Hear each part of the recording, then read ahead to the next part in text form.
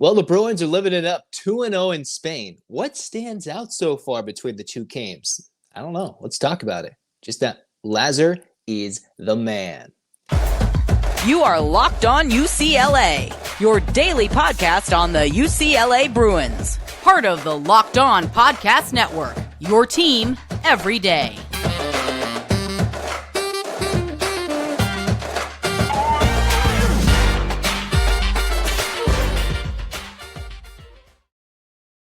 Welcome, everybody, back to another edition of the Locked On UCLA podcast. I'm your host, Zach Anderson-Yoxsimer. Thanks for making this show, this episode, your first listen each and every day. It's free wherever you get your podcast, and it's available on YouTube. So like, comment, and subscribe. Thank you for your support. If you're an everydayer, you're getting content about, hey, UCLA basketball's in Spain doing awesome stuff. If you're liking football, well, we're waiting until Kelly announces a quarterback because anything is just coach speak. But we're going to talk about that as fall camp comes to an end today. This episode is brought to you by Game Time. You should download the Game Time app, you create an account, and use the promo code LOCKEDONCollege for $20 off your first purchase.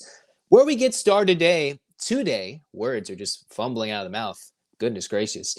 Where we get started today is where the Bruins are, the men's basketball team. They're in Spain. They're having a good time. They have a few days in between games 2 and 3 to go sightseeing, grow as a team bonding. But what we get to focus on today is not the fun that they get to do. We talk about the work that will have to happen from game 2 to 3 and then post-Spain trip as we look at what the Bruins have done so far. The highlights, the good, the bad, and we'll highlight some players who we think have done some good things. There's been 2 separate starting fives that Mick Cronin has used in the 2 games. They were Dylan Andrews, McClendon, Brandon Williams, Stefanovic, and Nuba in game 1.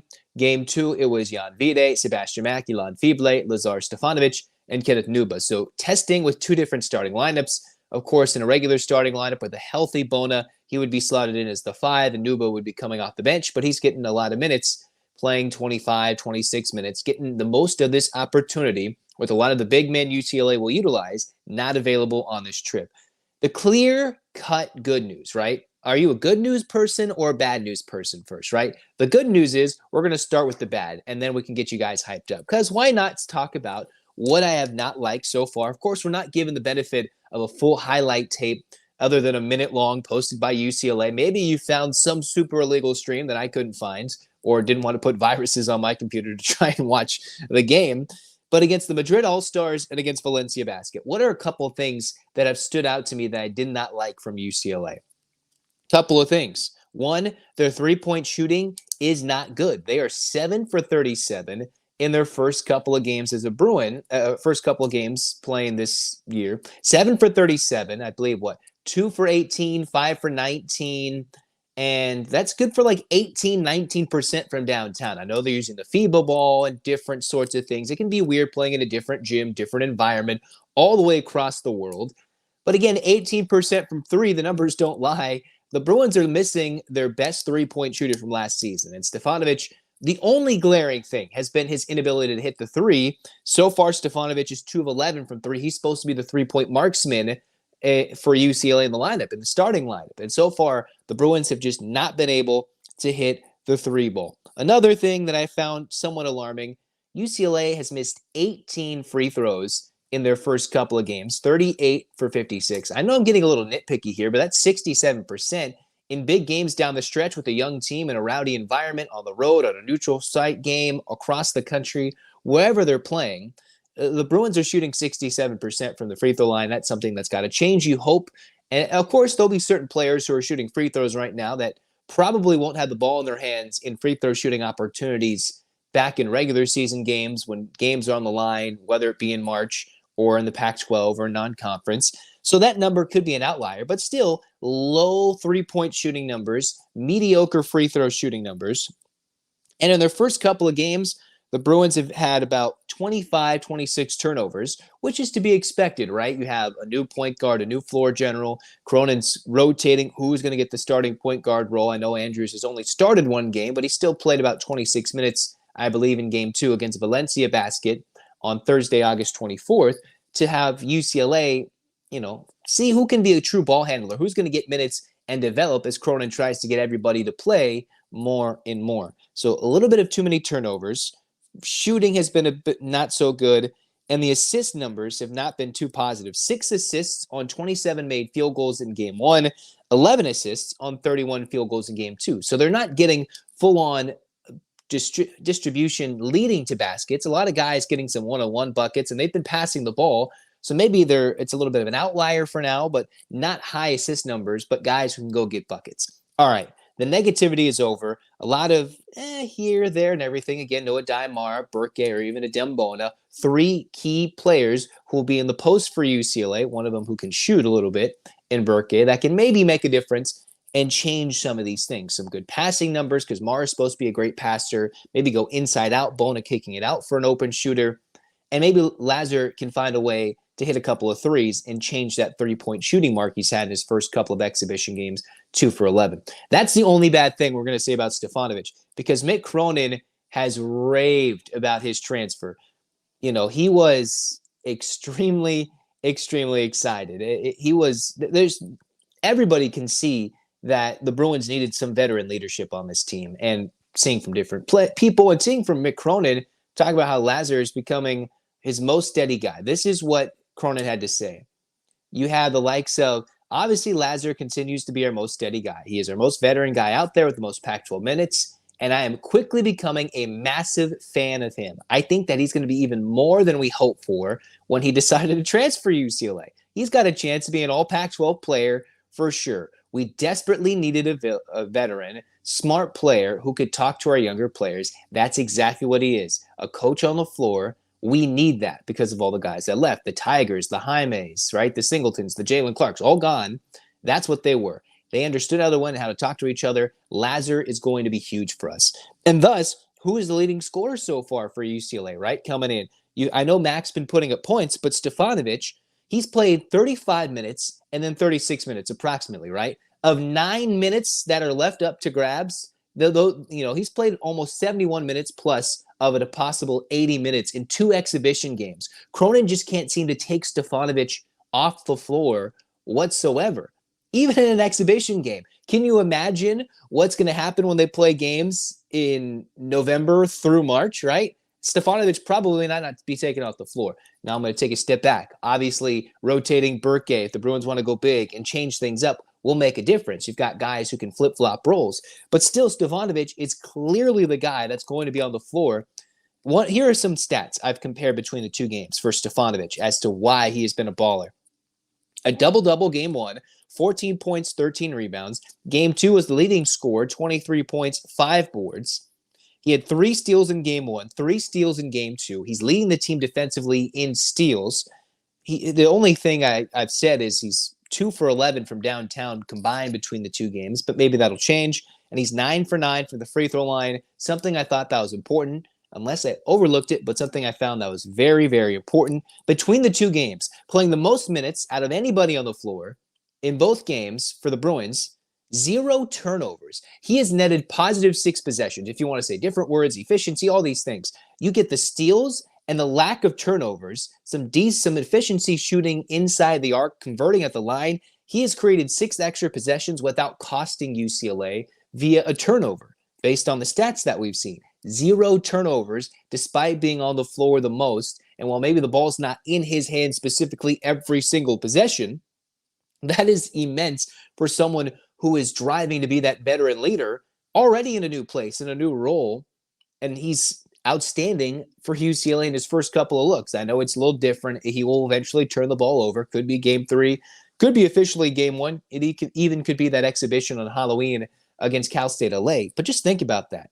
Cronin can't take him off the floor right now. He is that veteran vocal leader on the floor, doesn't turn the ball over, and he's been scoring, doing it in every way up and down the floor.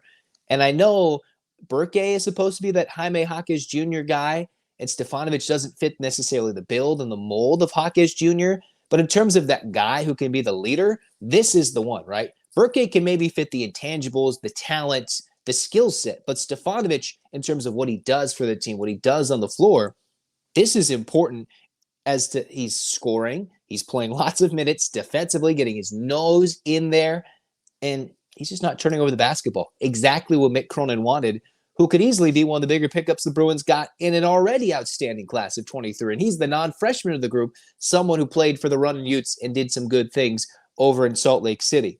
So the Bruins already in a couple games, taking another look at some stats before we move into segment 2. Only 7 steals game 1, but they've been able to force a total of 38 turnovers between the 2 games. So despite their turnover number being high, they've been able to force a lot of turnovers. You can talk about the hustle bone, remember, the deflection bone. Now, I don't think they brought that to Spain, not that I've heard or read about, but they've had this deflection bone, the heart and hustle bone, whatever you want to call it. The Bruins have been feasting off defensive stands in the Mick Cronin era. And the fact that they've already been forcing nearly 20 turnovers in the first 2 games, it doesn't really matter the level of competition because you've got guys playing in different roles. This is a good opportunity for UCLA to see, hey, they're playing defense. The three-point shooting's not there, but they're playing defense. They're forcing turnovers, and it's leading to runouts and easy baskets. Stefanovic is leading the charge, and they're getting a leader, right? So the good, the bad, defense, offensive shooting's not there. Stefanovic is clearly defining himself as a leader. When they finish their 3rd game, I'm going to go back and kind of do more of an in-depth analysis of the Vides, the Max, the Andrews of the world, right? Discussing how have they grown over these 3 games and kind of analyzing, as I said, there's a couple of players that need to step up. What has Vide and Mac and Andrews done to solidify their spots as players look to fill roles that are wide open right now? But for now, Stefanovic clearly is the guy that has grabbed a stronghold on this spot on the team. Vocal leader and turning that into something. If Cronin's already saying it, you can see it on Twitter, but Cronin, I'm quickly becoming a massive fan of him. That's just outstanding praise from Cronin in terms of leadership intangibles, qualities, and just what he's been doing on the floor already. The Bruins do have to shoot better. That will come with time. Might be the different ball, everything in between. The Bruins, remember, they won 85-66 against Valencia Basket. They dominated. They were able to beat the Madrid All-Stars, I believe, by 8 off the top of my head. So in a competitive game, UCLA was able to pull away. And in a game where UCLA was having a good time, they beat the Madrid All-Stars 76-68. They play Girona on August 29th. We'll talk about that and say what that all means for UCLA. In the meantime, what's coming up, right? Football season's just around the corner. You've got all the fun stuff, quarterback news, maybe not, fall camp ending. We're going to talk about that next on Locked On UCLA.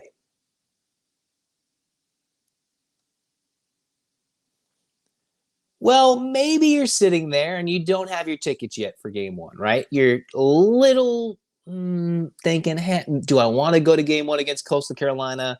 Do I want to go to a different sporting event, whether it's a game, maybe it's a music event, a concert, comedy, theater, anything, all across the country, let alone Southern California, the greater Los Angeles area? It shouldn't be this hard. It shouldn't be stressful, especially when you need last-minute tickets. That's why you should go to Game Time, get the Game Time app, maybe go to gametime.co, and find ways to get your last-second tickets. I didn't even realize when I was going through the website that they have the returnable option. So maybe you're like me and you go in the last second and you're buying tickets and someone else either got tickets or you got your own tickets and then you realize you can't go. They're returnable for 24 hours and you can still get a full 100% credit on Game Time. I think that's pretty cool. Game Time is the place for last-minute ticket deals. If you're thinking at the last minute you're going to get a ticket to the Rose Bowl, you probably will. Game Time is the place to go. You don't need to plan months in advance. They've got deals on tickets right up to the day of the event, exclusive flash deals. The Game Time guarantee means you'll always get the best price. And if you find tickets in the same section and row for less, Game Time will credit you 110% above and beyond of the difference. Download the Game Time app. You can snag tickets without the stress with Game Time. Download the app, create an account, code LOCKEDONCollege for $20 off your first order. Terms apply. Again, create an account, redeem the redeemable code LOCKEDONCollege, $20 off. Download Game Time today. Last minute tickets, lowest price guaranteed.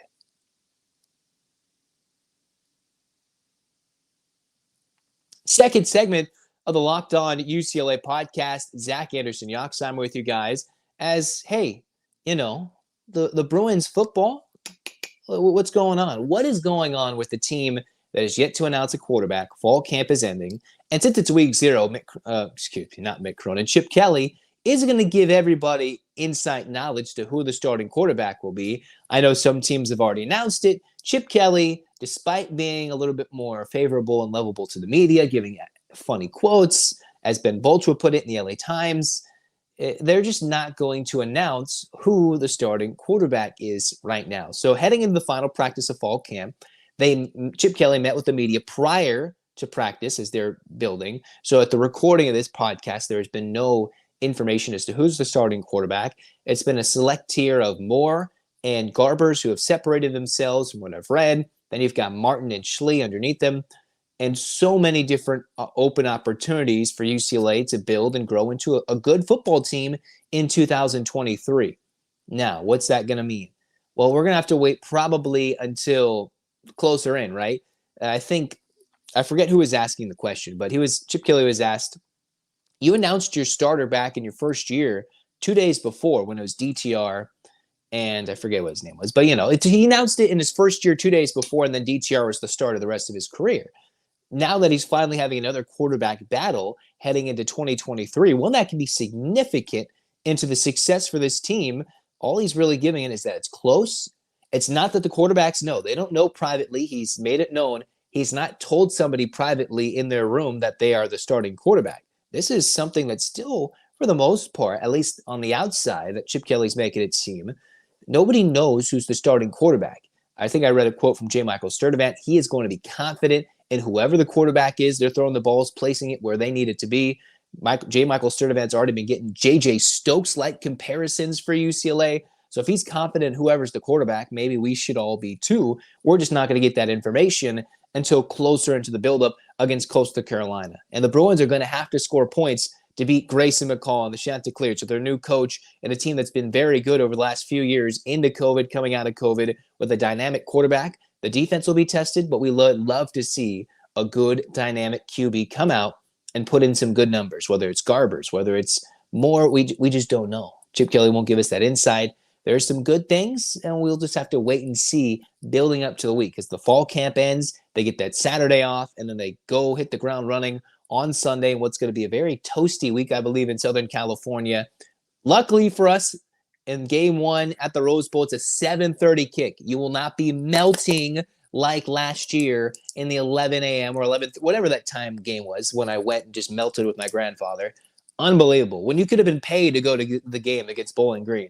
This one should be a bit more of a lively atmosphere, an entertaining game, and much cooler weather going into this game against the Chanticleers.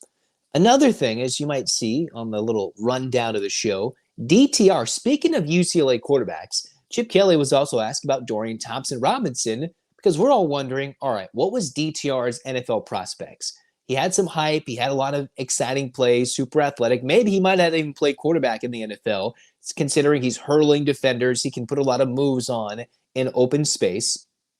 And all of a sudden, because of his work in the NFL in the preseason so far, 30 for 46, couple of touchdowns, he was able to outplay Kellen Mond, Josh Dobbs, because the Cleveland Browns traded one away, waived one, maybe brought one back, but set the stage for DTR to become the backup in Cleveland. So a fifth rounder in one offseason where we had no idea what it would look like. It could be a steal of sorts for the Browns. He's becoming the backup right away is in Cleveland. Isn't that nuts? After it's all said and done, someone with a good college career in Dobbs, but he's bounced around. He's been around the NFL. Then you've got Mond. But initially, now you've got DTR who's come out, played really well, grinded. And Chip Kelly was saying about how he talked to Kevin Stefanski, the Browns, and Stefanski was telling him, yeah, DTR's put in a lot of work in the OTAs, off-season workouts, grown and built. And you might even see some hype videos he's posted, from when he was done with UCLA, just growing and growing and growing. But, at some point, DTR might get that opportunity, whether it's in Cleveland, whether it's somewhere else. Thompson-Robinson has put in the work, and he is already someone who can earn himself a good spot in the NFL. Even as the backup, that's not a bad life to live in the NFL, but we know DTR is looking for something more, and he's already grown, right? Charbonnet, we're hoping for good things, maybe even Bobo, both with Seattle. It could be a fun year in this recent draft class or undrafted free agent class, depending on who it is, for UCLA in 2023, and we'll see how they play and do well in the next coming weeks as the NFL prepares for their week one, the week after college football starts. I know we're in the midst of Friday Night Lights. College football starts this upcoming weekend, but DTR is doing big things in the NFL. I know we have a mixed reaction. I know y'all have a mixed reaction. I have more of a positive outlook on Dorian Thompson-Robinson, but in the meantime, got to be happy for his success because, hey, backup quarterback in the blink of an eye.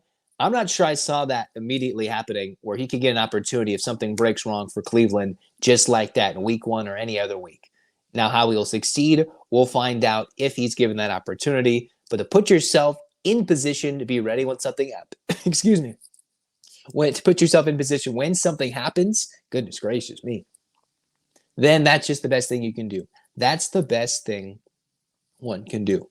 And the best thing one can do is when you're coughing, you take a little mini break. We'll be back in 20 seconds. I'm just kidding. We're good. We're going to wrap up this show, talk about who is this heralded recruit, potential NBA prospect, top college recruit in class of 25 that UCLA's kind of reached out to already, sent out an offer. Maybe you've heard of him. This is someone who might take the FIBA World Cup by storm. He's a teenager, of course, as most recruits are, but he's playing the FIBA World Cup that's playing right now.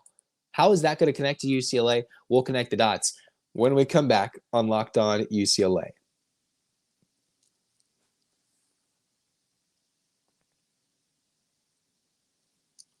Welcome back. Third and final segment for the Locked On UCLA podcast. Zach Anderson-Yoxsimer with you guys. And I know we're just finally getting excited about the class of 23 and waiting for everybody to get settled in Spain and come back. The Bruins in the middle of this summer already got their class of 24 first commitments from Eric Freeney, and you can have a whole discussion and argument about how Mick Cronin is going to set his team up for success in the future after a 7-man freshman class. 7 commits. Where are they going to recruit for next year if they even need to recruit that many players? But I'm looking even years in the future. The class of 2025. Why do we say that's a fun class? What is so impactful about this class? One that's got a Koa Pete and Isaiah Harwell. They've already, I believe, had Flag reclassify from 25 to 24. So there's already been a lot of noise coming from this particular class, whether it's guys growing and rising in with potential talent, and then guys who have left the class to go into a year earlier. The Bruins have already put out quite a few offers in looks to their class of 25, but one guy in particular, Khaman Maluach, I could probably be saying his name wrong, but Maluach, who's been playing at the NBA Academy in Africa, he is someone who is going to represent South Sudan in the FIBA World Cup. He's 16 years old, and he's playing in the FIBA World Cup. What makes him so special? The 7-2 product, right? We're so excited about a Mara coming this year in UCLA, right? He's coming. He's 7'2", 7'3", the Spaniard. And while we have to wait to see if he's going to be a starter, a key contributor in this year or the next, might be a lottery pick in 24, maybe if the Bruins can get someone who is the 3rd youngest player in the FIBA World Cup history, dating back to the 1950 edition. It's what the Luol Deng, you remember that name, Luol Deng, the South Sudan Basketball Federation president, talked about how Maluach's future is bright. He's going to be a great basketball player, and it's exciting that people get to see him at the World Cup stage. It's a great experience for him. He's 7'2" with a 9'5" standing reach, and he can block shots, he can finish, and he can shoot the three. This is ridiculous in a body. I know we're talking about Victor Wembanyama, who went directly to the pros. He's going to be an athletic freak in the NBA for the Spurs. We'll see how that plays out. Mara will have a different type of skill set for UCLA, and Burke, who I've already touted, could be easily the most impactful UCLA freshman this year, at least in the international recruits.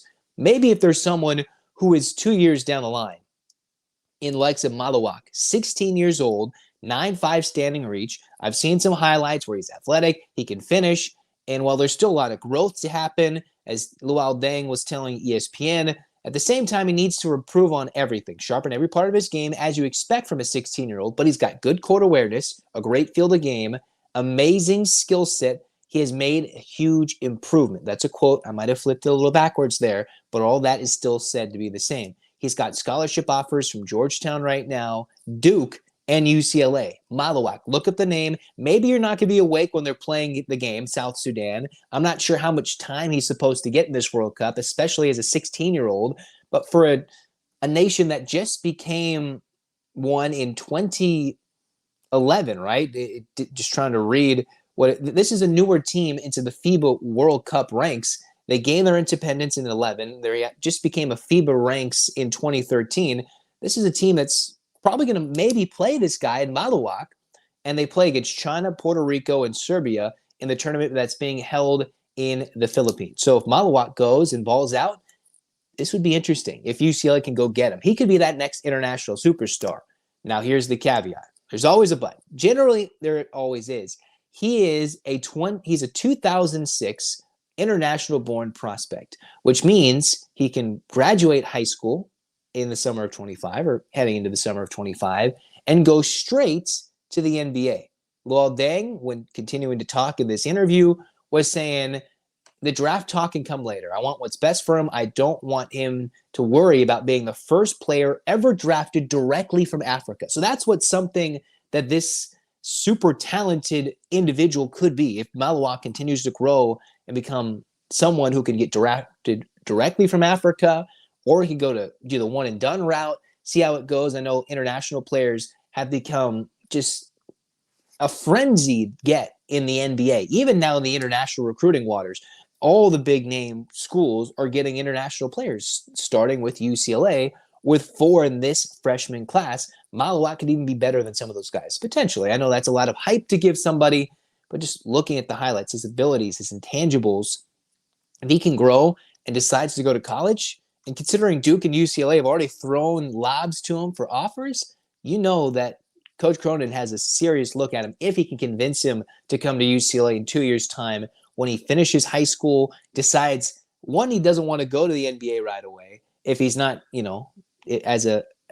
can go directly to the NBA, and 2, that he should come to UCLA as opposed to the other schools because he is someone who can go directly to the NBA, 2006 born international guy. It will be interesting. Someone we should keep an eye on. Maybe we get all this hype on him. He goes and he's clearly not ready playing this FIBA World Cup as a 16-year-old. Think of how young. Think of you at 16. We talk about all these highlights for these other players that UCLA has right now. They're playing in U17 FIBA events across other teams across the country. Not that those guys aren't good or aren't talented. The Burkes, the Vides, the Maras, the Fibles, all these different, we're talking U17. He's playing in the real legit thing where Team USA is filled with NBA players that are really good. Not just the U17s like the high school recruits or the top tier recruits. These are players, he's playing against legitimate NBA players. He's playing against legitimate pros across the country, maybe even a former NBA player or two. That is what he's going to put himself against. So it'd be interesting to keep an eye on this kid during this tournament that's coming up in the Philippines.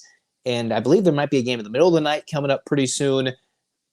Again, Luol Deng says, I don't want that pressure on a 16-year-old that if he doesn't live up to expectations, people are down on him. I've seen that happen. Projections happen, and it alters a player's development. But still, the excitement is palpable. So Luol Deng says, hey, let's temper expectations. I want to put all the pressure on the world on him, being from Africa, maybe being that first player who could ever get drafted directly out of Africa, playing for South Sudan. But go look at the highlights. You can go find them on YouTube. I looked at them. I was like, all right. This is not someone who's slow running up and down the court. And while everybody can stand to improve, the fact that some of the big name universities already thrown out some offers, it will be interesting to see what his recruiting looks like and something that will get tabbed building over the next couple of years. Is it go directly to the NBA, go to a big name university, something completely different? Maybe it all falls off. I'm excited. It was interesting to see, hey, who is this kid UCLA starting to offer to? Because I've already talked about the Bruins were looking hard at Koa Pete, looking and I believe talking with Harwell as soon as I recorded this podcast, right? Even earlier this year, threw out an offer to the Harvard Westlake product, Nicholas Kaminia. There's different guys, but Maluach's the only center that they've thrown out an offer to, which if you think about it, if Sam Mara stays for 2 years, Devin Williams 2 years, that leaves the door open for the class of 25 to bring in a bigger name center to fill in the role or maybe be a backup or whatever it is to a Dylan Williams or play alongside him. Dylan Andrews, Devin Williams or Brandon Williams, right? Devin Williams, who could be that center in 1 to 2, maybe 3 years talent-wise. The class of 25 is that year when UCLA will go after another center. And now that the Bruins have gotten a 7-footer in Mick Cronin's tenure, why not go after more? Why not just continue to get size and dominate the low post in college basketball?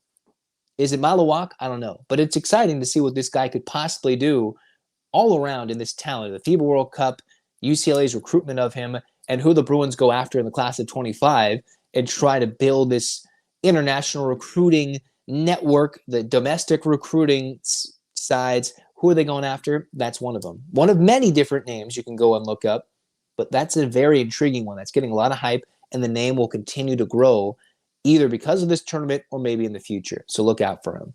In the meantime, that's going to do it for Locked On UCLA. At some point, Chip Kelly is going to announce a starting quarterback. When? Probably closer to the Coastal Carolina game. Will we talk about it? Absolutely. We'll get an in-depth preview, building and building and building throughout the week like we did last season, talking about, hey, what does it take to be successful for UCLA this week? Offense, defense, what are we expecting? Will the depth chart be dropped? It will at some point. When will Chip Kelly do it? Probably at the most inconvenient time, but we'll talk about it anyway. Basketball, they're wrapping up their Spain trip. We're going to go and dissect who's grown, who had a really good Spain trip, who's someone that's going to have to grow in the offseason workouts in between coming home and prior to the start of the regular season. And hey, who are the Bruins going to recruit? Other sports starting. We're talking all of that on Locked On UCLA, which is why you should be an everydayer. Hit that subscribe button. Thanks for your support. Thanks for listening. I'm Zach Anderson-Yoxsimer. UCLA fans, get your hands up. 8 clap time, baby.